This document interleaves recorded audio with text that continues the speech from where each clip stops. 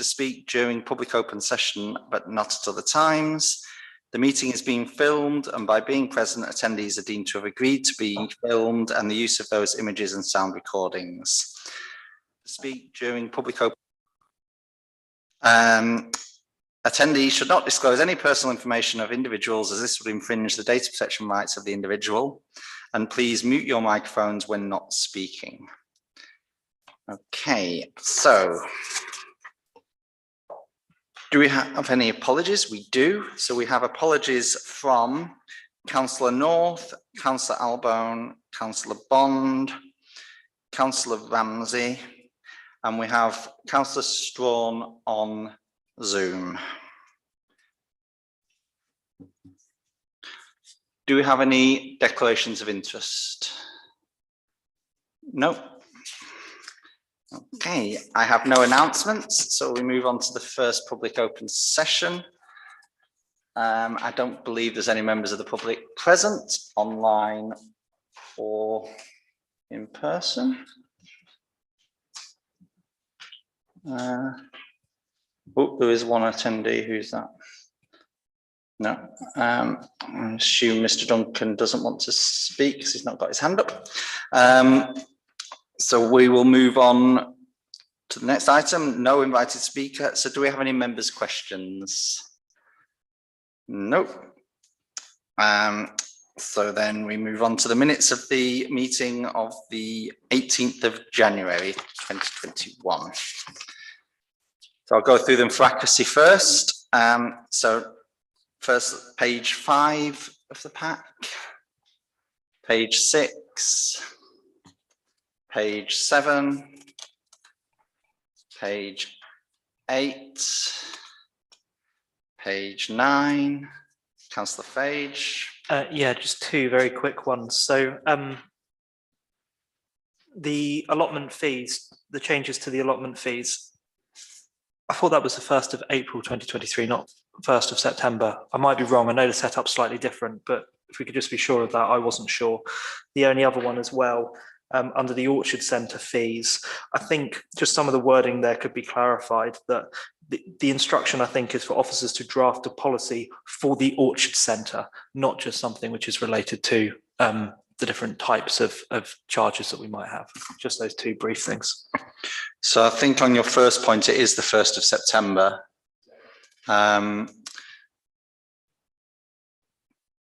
Yeah, so I think the second one, it was resolved that officers draft a clear policy relating to the Orchard Centre, including definitions of standard and community activity. Is that everyone happy with that modification? Yeah. Okay. Any more on page 9, page 10, page 11? Okay. That brings us on to matters arising. So any matters arising on page 5, page 6, page 7, page 8, page 9, page 10, page 11. Okay, so no matters arising. So on to items for consideration. The first item is item 9A, cost reduction and efficiency review. I believe there's a proposal to be made. Yeah, I think we should. I'd like to propose that we go into exempt session to discuss this. There's a few things that we might need to thrash out in a bit of detail. So I'd just like to propose that, please. I'll second that. Okay. All in favour to move this to the exempt session?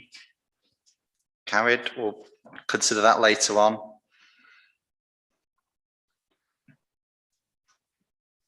So item 9B, review of the financial regulations. Mr. Tarrant, are you going to present so if I look to my colleagues Wilma and Joshua, they are prepared to introduce this in the absence of Philip Truppin. Wilma, over to you.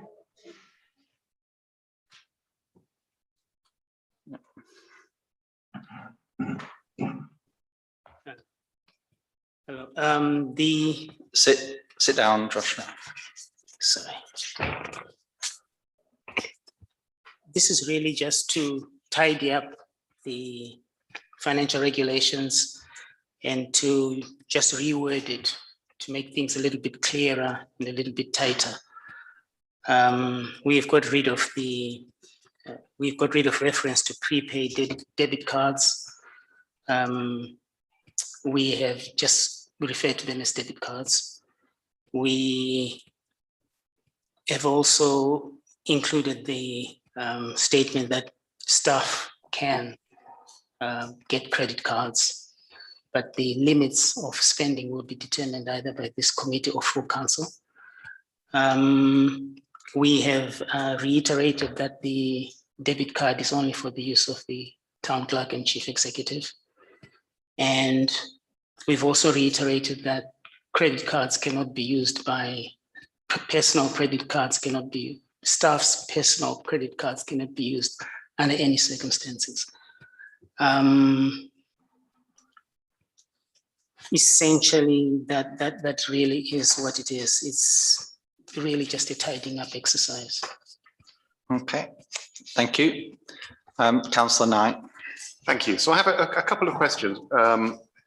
I'm not sure if I need to ask Joshua to potentially answer them. So it's in relation to the proposed text 6.18. If I just go through all of the sort of questions I've got, apologies, some might sound pedantic. So it says a debit card may be issued only to the town clerk and chief executive. Now, at the moment, we have one person who occupies the seat of town clerk and chief executive. In the future, you might imagine they could be two different people, and this is ambiguous because it could relate to two different people. So would it be better for this to just say town clerk, which would apply to the current holder of that office, who is the town clerk and chief executive, or is there some other way of removing the ambiguity that could exist if that was actually two different people? Secondly, can I clarify whether these debit cards are debit cards in the sense that they take money directly from our bank account, or are they debit cards which we top up or preload with value, and that value can then be spent? Because this implies that they need to be topped up, but I just wasn't 100% sure. Thank you. Thank you. Yes, we can tighten up the definitions a little bit further to get rid of the ambiguity that you're referring to. I think your second question was whether the debit cards are, whether they are prepaid or not. They are coming from the bank account and they have to be topped up. Not. So if I can clarify, because we've actually already made decisions in relation to this change in operations. This paper is in terms of actually bringing the financial regulations in line with the decision already made. So the debit card is a normal debit card that comes straight from the account, which is why it's restricted to only the clerk who can have one. So the comment in relation to topping up could be removed then, because that's no longer applicable. Because it says, and authority for topping up shall be at the discretion of the council. But there are no cards, and our policy doesn't allow us to issue cards other than debit cards that come straight out of our current account. Yeah, or that authority credit cards that get repaid automatically. Yeah, everything after the full council full stop can be removed. Thank you. From 6.18, I believe. Wilma, you wanting to comment?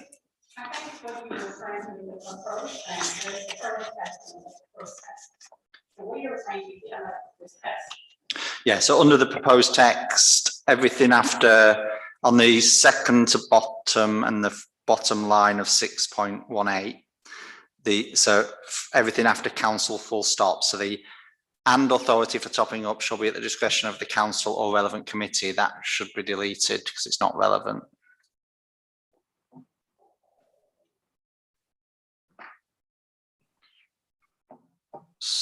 So can I just clarify, were you proposing to adopt these with those changes? That's right. I don't mind whether it says town clerk or chief executive. It just, to my mind, it shouldn't say two, because that applies potentially to two different roles. So with the taking the ampersand chief executive out and that line that we've just said, you with those amendments you're proposing. I propose we adopt these changes. Yes, thank you. Okay. Do we have a seconder for that?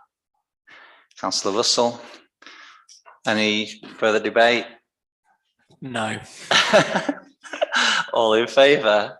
That's unanimous. Thank you. So we move on to the next item on the agenda, which is item 9C, the risk assessment for 21-22. And Wilma, are you introducing this? Thank you. The risk assessment for BTC was reviewed on 21st of January 2021, and it was agreed that a thorough review take place so that we can actually have a proper scrutiny of the risk that the council faced. Unfortunately, that thorough review couldn't take place. So what we did was update the existing risk assessment and also hope to bring a new, fresh, and from the risk assessment done from scratch, looking at the various risk areas and how we will, we will look at it and the impacts that it can have on the business and the processes we'll put in place to mitigate those risks. So the risk assessment that you have now is the existing one that has been updated to make us compliant with our requirements as a council. But you have a more detailed and more up-to-date one for the next FMGP, which is the 21st of July, 21st of June. Yeah. Okay, thank you. Any questions? So do we have a proposal to adopt this risk assessment? Councillor Russell, secondly, Councillor Fage. You want to make a comment? No, I was going to say, I think there was probably an action with me. In fact, there was an action with me and you, dating back, I think, somewhere between 12 and 14 months ago to go through this and try to do some of this from scratch. But for whatever reason, that hasn't happened. I hold my hands up there, so sorry about that. But I think a review of what Wim was suggesting is very sensible because, you know, there are probably some fundamentals here that perhaps are less relevant to the risks we actually face now. And the thing that I would like to see from a document like this is something that we actually use when we're making decisions. So when we're thinking about, for example, if we have an event in the town centre, what the risks actually are, and therefore how many staff we need and what kind of staff, you know, we should be able to get that sort of information from here, but we can't quite at the moment because it's a little bit dated, but I look forward to seeing a refreshed one at some point, perhaps in another year's time, and we can go from there. Okay, thank you. Councillor Strawn. Thank you, Chairman. If I may, would it be possible at the next review of this to actually have a contrast with the previous one where there have been changes that have been implemented? And there is one other risk that isn't mentioned at all, but in view of what's happening in the world at the moment, we need to consider whether we have risk management in case of war. Thank you. Thank you. So any further comments? Are we all in favour of adopting them? Thank you, that's unanimous. Next item then, we move on to items for information. Item 10A, the capital income optimisation. Any comments on that or just note it?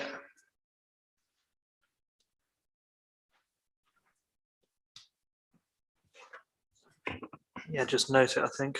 Thank you. And item 10B, the finance review update. Wilma.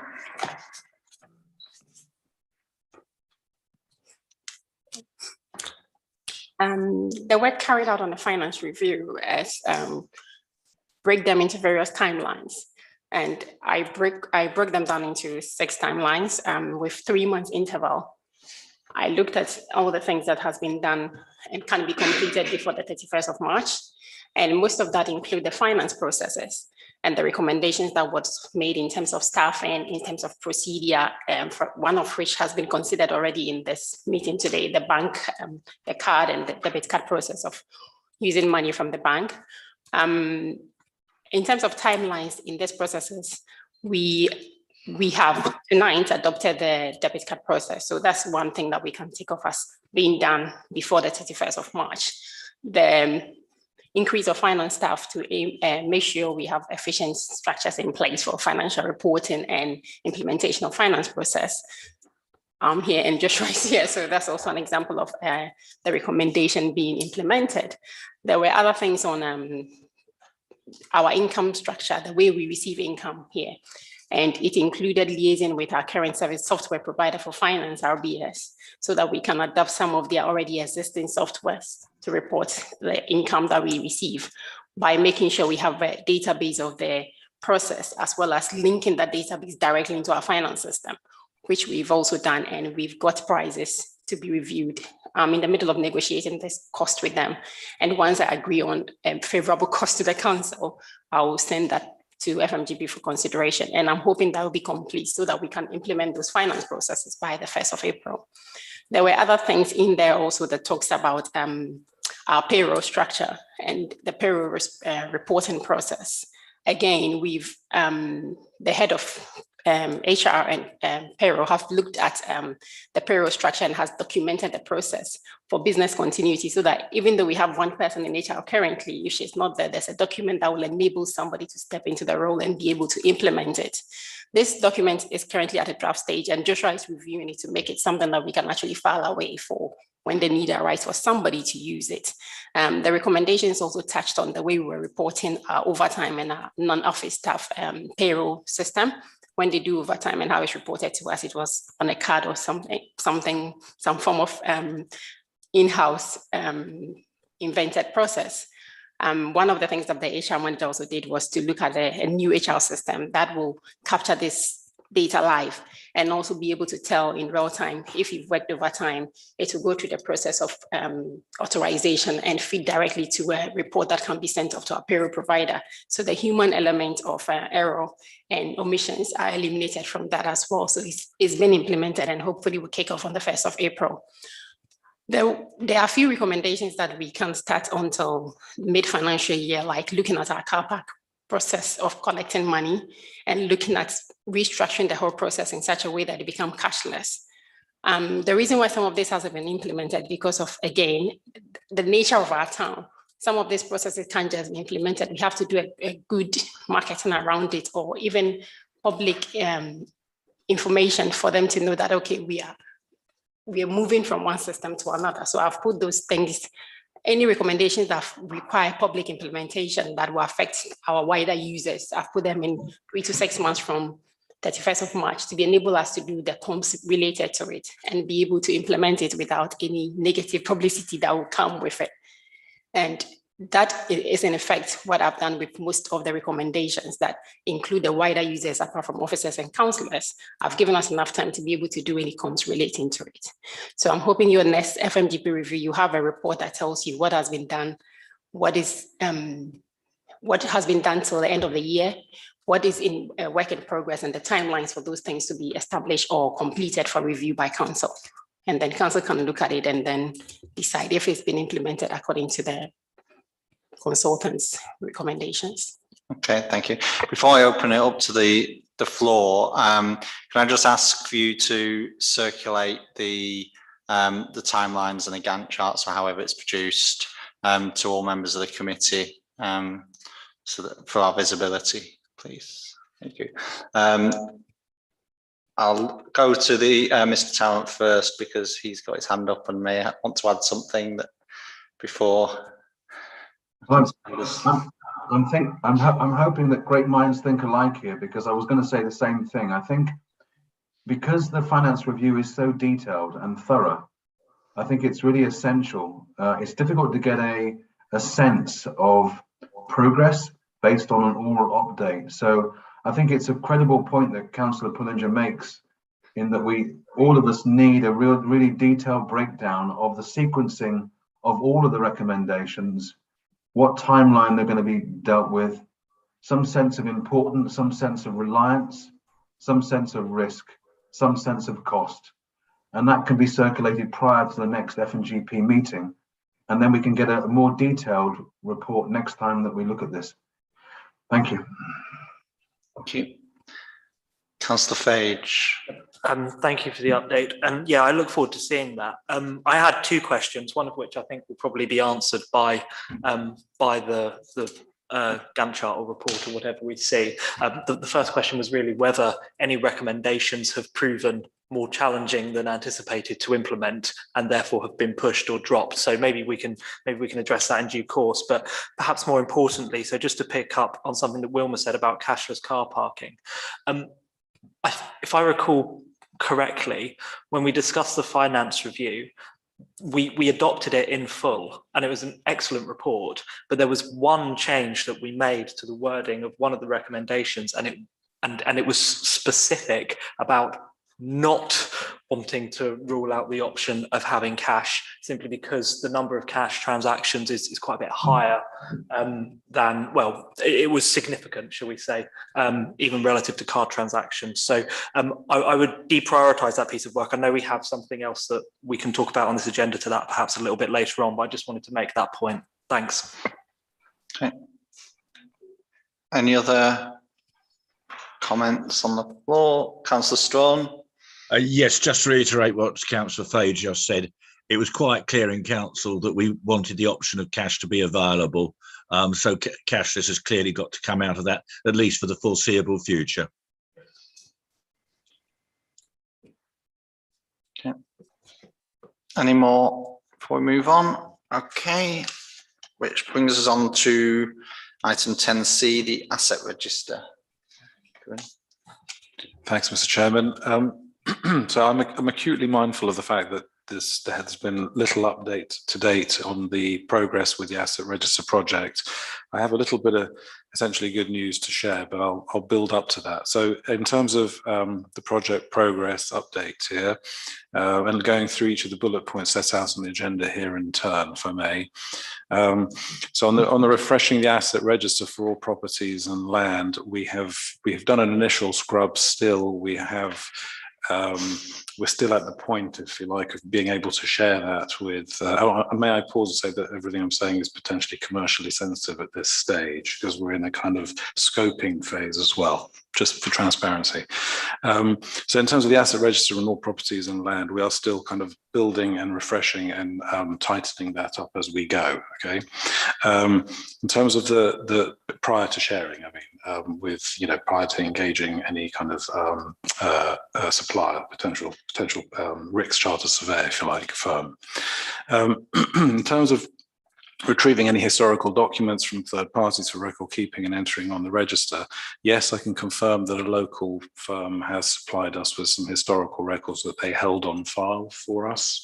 They've shared that information in terms of what the actual headings were, and we're now engaging with them to kind of deepen that and see what the actual records we have, so we can actually, if you like, duplicate those copies on our register, or at least certainly held in an archive and linked to our register. In terms of the requesting from HM Land Registry records and title deeds for all assets held by BTC and previous administration names, we had done that that initial exercise. Indeed, I think we've paid for it as well, and we are now awaiting still for a full response from HM Land Registry in terms of what we expect to be a very large return in terms of numbers and things like that, and we're gearing up to look through that. On the issuing and expression of interest, invitation for RICS charter surveyor companies. In January, we researched the local market, and by that I mean also not just kind of our kind of Biggleswade town, but also Bedfordshire essentially, to see, and we came up with, I think it's 6 RICS charter surveyors companies that we thought were credible and very good, and we wrote out to them in, I think, mid-February with an expression of interest, essentially email setting out the key criteria at high level only for the project, and inviting that interest to come in. I can confirm we had 2 responses from firms who were interested, for no responses despite chasing, and actually extended the timeline a little bit further. Of those 2, one firm, for reasons I won't go into, said that they would be delighted to assist, but they're a bit too specialist. And so we said, thank you very much. We'll take that on board as part of the wider picture, essentially, of what we're doing. And another firm came back saying, yes, they could do the kind of A to Z, essentially, of what we're doing to a good standard and timeline. And in terms of the construction part, that has not yet happened, because what we've done is we've reached out to that particular potential supplier and had are arranging a meeting, if you like, in fact, happening this week, later on this week, as just an exploratory meeting in terms of what is available, costs, etc. So that's where we're at on that so far. I'll pause there for now. Okay. Any questions or comments, Councillor Russell? I would hope that when you instruct the surveyor, there'll be a priority list rather than just telling him or her to do everything. Because some of our property we know is in a worse condition than others. And I think we need to prioritise properly, because there's quite a lot of work involved. Yep. Thank you, Mr. Chairman. So yes, indeed, and the way we've charted this, or otherwise, in terms of the project, we're looking to a phase one, essentially, of looking at the assets that we have and doing, in fact, conducting visits and all the rest of it. In terms of also specificity, if I may say that word, it kind of links directly to item 10A as well here on our agenda as well. So yes, very mindful of that and trying to crack on with it. Thank you. Any further comments? Mr. Tarrant? Could I ask Corinne, just to be clear to the audience, about when the final report will come to members with all of the information that we've already identified? Can you just be clear about when that's going to come to members for their consideration? Thank you. Thanks, Town Clerk, as well. So absolutely. I mean, it's set out here that by the 21st of June. So we're going to basically do everything we can to ensure that there is a very good, clear, accurate, overarching report, if you like, done by officers, a short one, and then with a key document from whichever surveyor company it will be, and then that document itself will have the whole list of other assets. Each will have which will have their own report assigned. So it might be quite bulky in a sense, but we're striving to that timeline, before the 21st of June, in fact. Okay. Yeah. Thanks. Any further comments? Councillor Russell? It just seems a very short time to do what Mr. Hussain is talking about. And I do worry, and I worry about the amount of time that's being spent on that. And I think, we need to think about what are the priorities in all the work that's involved here. Because to my mind, some of it is more important than others. And as I said, some assets are more important than others.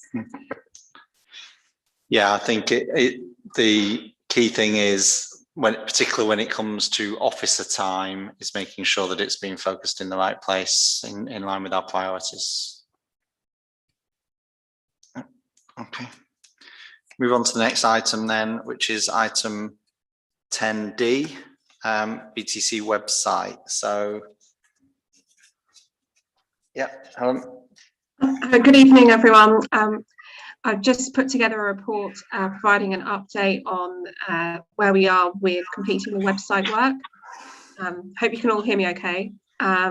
So the report itself says what work we've completed already, and then it goes into detail on what work we're working on in the next couple of months. Any questions, Councillor Knight? Great, thank you very much. Thanks, Helen. I think the website's coming along really nicely and certainly looking a lot better and a lot more complete than the old website. So thank you for everyone's hard work on that. So a few comments. I know when we specified the website, we made sure that we had some analytics capability. And I think it's probably important that we now start to look at the levels of traffic the website is getting, the pages that are popular, and really start to focus our limited resources on the areas where we see there's demand. So, what is the most popular page on our website? What is the least popular? And that may affect the choices around the types of information we choose to publish there, or indeed change elements of the way we structure the content or search engine optimization. So I don't know whether that's something that Helen or the team have had a chance to look at. I think that's something we should do before we make too much more investment. A couple of other comments, and maybe Helen or someone can answer these afterwards. So I just noticed we have a page on defibrillators, which is fantastic. But in looking at that page, I noticed that the defibrillator at the Orchard Centre is out of order according to the website. So I don't know if anyone can comment on why that's out of order and when that will be repaired, please. And I also noted that I think there's a defib at the Rose Public House, which I don't think is listed. So that'd be great if we could add that one, please. I think that's quite a new one that's only been there a couple of weeks. Looking specifically at the report, on the bottom of page 33, just a very minor comment on that last row. So it talks about a £16 non-refundable charge for charity stalls. Just to note, that's actually a £16 deposit, which is refundable. So there's a minor inaccuracy there. Then the last question I had was in relation to the level of future support we need from our service provider. And do you have an indication of what level of support we need going forward and how much that's going to cost, please? Sorry, there's a whole bunch of questions there. Thank you. Okay, so with the analytics, I can speak with Tim on that and share that with all councillors in time. So probably put together another report so we can be clear on what pages are most popular. So I think it doesn't come back. I think the key point there is to have the report, but then to close the loop and to use that to prioritise what we do going forward. I think that's the really important thing. Thank you. Yeah, absolutely. The defibrillator at the Orchard Centre, unfortunately, it's out of action at the moment because we couldn't get any replacement pads for the defibrillator, although they were ordered quite some time ago, back in September time. There is a shortage nationwide of getting the supplies for the pads, and as a result, the defibrillator wouldn't work if it was needed. So, and unfortunately, it's not in action at the moment. And I've noted that we'll add the Rose Public House defibrillator on. And then in terms of the cost for maintaining the website, the remaining website work will be covered in the fee for Tim's Digital to complete any outstanding work, and then we will just continue to pay a maintenance charge each month, is my understanding, but I can get back on the specific figure. It would just be a sort of a regular monthly support figure to keep the website running. So thank you. Councillor Russell. I'm glad you brought up the point about the charity market stall. I was somewhat worried. We've never charged for a market stall. And I think that brings me to a point that we need to make sure that what goes on the website is accurate before it's actually posted on the website, because we've had several occasions now where there's been inaccurate stuff put on, and that worries me. We say on page 34 that we need a new layout for the top of each page. All I'd say is I hope all that list of things is fairly small, because we don't want to detract from what's actually on the page. And I wonder whether it might be better to have it down one side or even along the bottom.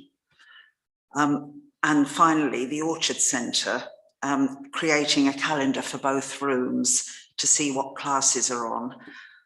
What occurred to me was that sometimes they're commercial bookings, particularly in the training room at the Orchard Centre, and I think we need to be careful what we put on there, because I'm not sure that some of our commercial clients will necessarily want everybody to know that they're using the Orchard Centre and what they're using it for. So again, I think we need to be very careful about how that's done. That's it, thank you. Thank you. Yeah, just two further points. So looking at some of the points around the markets and on the market and online booking. A while back, I tried to sort of write down what the process should be for people coming and getting a stall at the market, and I don't think we've really operationalized that in the way that we might have done. Maybe we don't want to anymore. Maybe the current process is actually okay. But I think we just need to think before we press too far ahead with a with a system to support a process which isn't actually as it was intended. So that's not a criticism of the current process. I think we've learned a lot from the market project, but it's possible that we won't need all of the functionality that's written down here. So I'd be happy to pause that if that's possible, just for the time being, whilst I check on what that functionality looks like. That's the first point. Second point, I guess just going to something that Councillor Russell said, I think we need to think as well, not just about the technical side of the website, but actually what goes on there, the whole public face of the council. How can we make the website something which is really easy to use, easy to navigate, something where things are easy to find, pages that people want to read, lots of visual images, things from around the town that make it easy to engage with. I would also just comment that there is some content on there that I think probably needs to be brought up to date, some minutes and things like that. And I'm happy to go through and have a look where some of those gaps might be, but we just need to make sure we get into that regular habit of keeping the website up to date and making it easy for people to find the things that we put on there. Thank you. Thank you. Any further comments? Okay, thank you, Helen. That brings us to public open session. No members of the public wish to speak, I don't believe. So would someone like to move that we move to exempts? Move it. Okay, I'll suspend the meeting until we're into exempt.